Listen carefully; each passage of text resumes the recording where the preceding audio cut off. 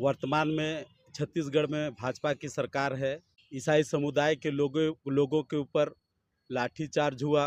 कैसे हैं मेरे प्रिय भाई और बहनों, आप सभी को मेरे ओर से जय यीशु। दोस्तों, आप सभी लोग अच्छी तरह से जानते हैं कि हमारे ईसाई आदिवासी समाज और जितने भी आदिवासी समाज के लोग हैं सभी कोई मिल के मानव श्रृंखला आंदोलन के जरिए रायमुनि भगत जी के खिलाफ कार्रवाई करने के लिए मांग किए थे, लेकिन फिर भी कुछ नहीं हुआ। उसके बाद में चलो आज हम लोग हमारे ईसाई समाज के बड़े बड़े मुखिया लोगों का मुंह से सुनते हैं कि उन्होंने रायमुनि भगत जी को लेकर क्या कुछ कहा है और क्या कुछ कार्रवाई या फिर क्या होना चाहिए।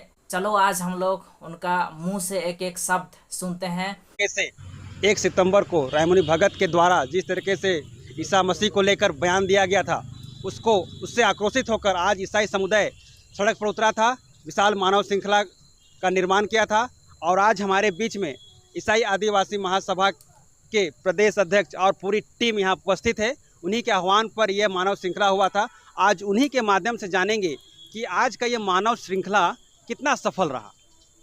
आज का हमने जो मानव श्रृंखला के माध्यम से शांतिपूर्ण आंदोलन लुदाम से पत्थलगांव तक मानव श्रृंखला द्वारा हमने एफआईआर रायमुनि भगत के नाम पर एफआईआर दर्ज करने हेतु मांग की है। और वह हमारा मानव श्रृंखला द्वारा शांतिपूर्ण आंदोलन हमारा बहुत ही सफल रहा, लगभग 100% सफल रहा, क्योंकि हमारा मानव श्रृंखला लोदाम से लेकर पत्थलगांव तक 130 किलोमीटर कंटिन्यू मानव श्रृंखला बना रहा और हमारा आज का आंदोलन सफल रहा। और आंदोलन पश्चात हम यहाँ पे कलेक्टर महोदय के नाम पर ज्ञापन सौंपने के लिए आए। इस ज्ञापन के माध्यम से ईसाई समुदाय की क्या मांगे हैं?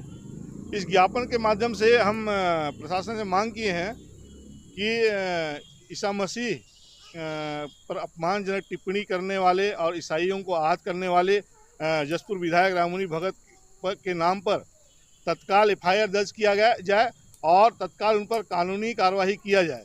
हमारी यही मांग है। ठीक है, और भी हमारे पदाधिकारीगण हैं ईसाई आदिवासी महासभा के, हम उनसे भी जानना चाहेंगे। 1 सितंबर की घटना है, आज पूरा 1 महीना 3 दिन हो गया। इस पूरे बीच में ईसाई आदिवासी महासभा ने आज आह्वान किया और मानव श्रृंखला के माध्यम से एक विरोध प्रदर्शन किया। इस पूरे विरोध प्रदर्शन में विपक्ष की, सरकार की जो विपक्ष में है, उनकी क्या रोल है इस पूरे कार्यक्रम में? जी, मैं आपके माध्यम से कहना चाहूँगा, वर्तमान में छत्तीसगढ़ में भाजपा की सरकार है और 10 महीने हो चुके हैं और इस 10 महीने में छत्तीसगढ़ के विभिन्न जिलों में हमारे ईसाई समुदाय के लोगों के ऊपर लाठीचार्ज हुआ, प्रताड़ना हुआ।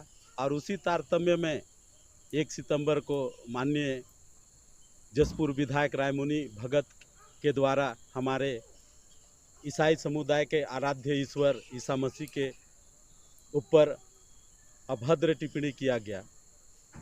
हम लोग काफ़ी ईसाई समुदाय के लोग हताहत हैं, क्योंकि छत्तीसगढ़ में भाजपा की सरकार बने हुए 10 महीना हो गए। इन 10 महीनों में तमाम ज़िलों में हमारे ईसाई लोगों के ऊपर प्रताड़ना हो रही है, तरह तरह के यातनाएं झेलने पड़ रहे हैं। लेकिन इस दरमियान में विपक्ष कहीं पर भी नज़र नहीं आ रहा है। आज छत्तीसगढ़ की ही क्यों बात नहीं करते हैं, हम संसद की भी बातें करते हैं, क्योंकि हम छत्तीसगढ़ में केवल ईसाई समुदाय के लोग नहीं हैं, पूरे भारतवर्ष में फैले हुए हैं। और इससे पहले भी हम मणिपुर का घटना देख चुके हैं, वहाँ पर भी विपक्ष खामोश रहा। आज छत्तीसगढ़ में भाजपा की सरकार है और हमारे ऊपर इतना अत्याचार और अन्याय हो रहा है, तब भी विपक्ष यहाँ पर खामोश बैठा हुआ है।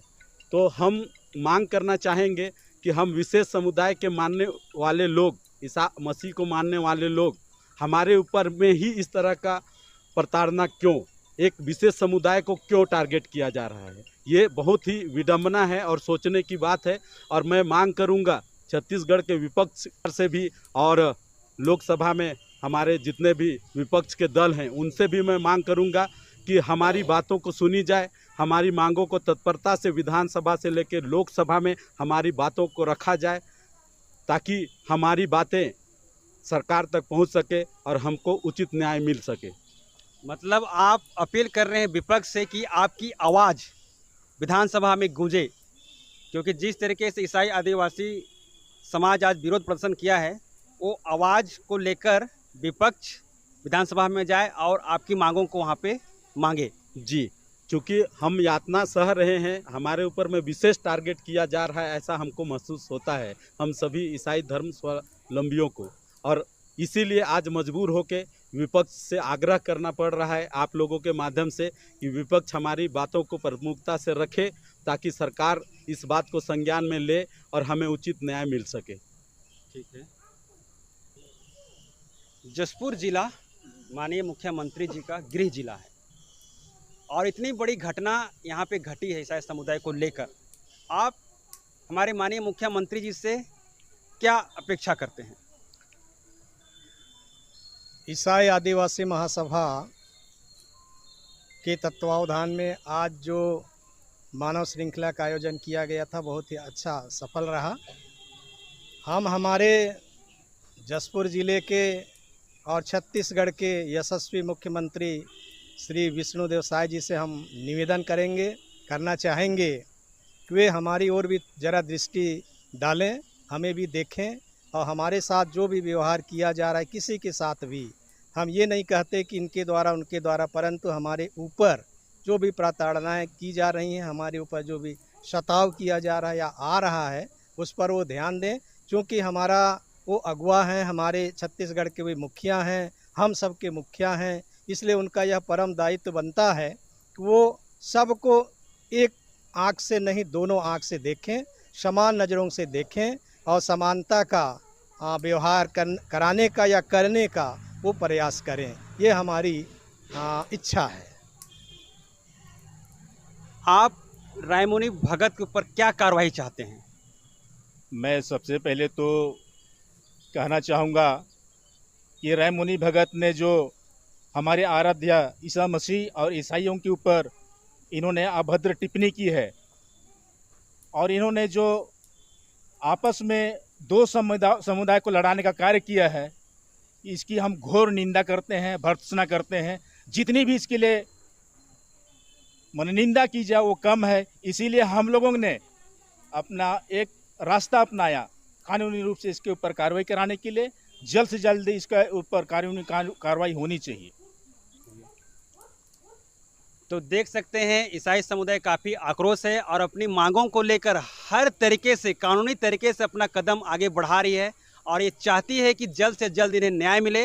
ये माननीय मुख्यमंत्री जी से भी गुहार लगा रही है और विपक्ष से भी गुहार लगा रही है, ताकि विपक्ष भी जाकर विधानसभा में इस मुद्दे पर ईसाई आदिवासी के पक्ष में अपनी बातें रखें और सरकार के ऊपर दबाव बनाएं, ताकि ईसाई समुदाय को जल्द से जल्द न्याय मिल सके। तो जैसे कि दोस्तों मैंने इस वीडियो का शुरुआत में आप लोगों को बता रहा था कि जो कोई भी नेता हो या फिर उस समय में जो कोई भी राजा थे, परमेश्वर ने उन सबको चुने थे। अभी उस समय में जो लोग राजा थे उनको भी परमेश्वर के द्वारा चुना गया था और अभी जो लोग भी नेता हैं सभी को परमेश्वर चुने हैं दोस्तों। लेकिन ऐसे आप लोगों को याद होगा कि कई सारे ऐसे राजा थे, जैसे कि राजा अहाब हो या फिर राजा सोलोमन हो या फिर राजा साउल हो या फिर ऐसे किंग मनासे हो। ऐसे कई सारे राजा थे दोस्तों जो लोग कि परमेश्वर के द्वारा चुने गए थे, लेकिन वो लोग परमेश्वर से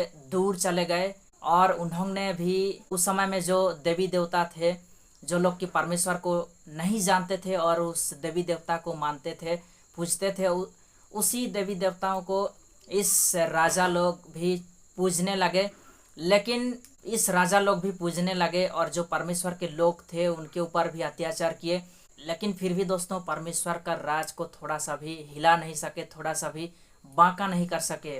तो ठीक उसी प्रकार से दोस्तों इस समय में भी कई सारे बड़े बड़े नेता हैं जो लोग कि परमेश्वर के खिलाफ हैं, जो लोग कि परमेश्वर को नहीं जानते हैं, लेकिन फिर भी दोस्तों ये लोग भी परमेश्वर का राज को थोड़ा सा भी बांका नहीं कर पाएंगे, ना ही परमेश्वर का राज को थोड़ा सा भी हिला पाएंगे। दोस्तों परमेश्वर का काम ऐसे ही चलता रहेगा और आगे जो होना होगा वो ज़रूर होकर रहेगा। दोस्तों कोई भी राजा हो या फिर नेता हो, परमेश्वर का काम को रोक नहीं सकता है दोस्तों। तो चलिए मिलते हैं दोस्तों नेक्स्ट वीडियो में। आज के लिए इतना ही। सभी को फिर से एक बार जय यीशु, धन्यवाद।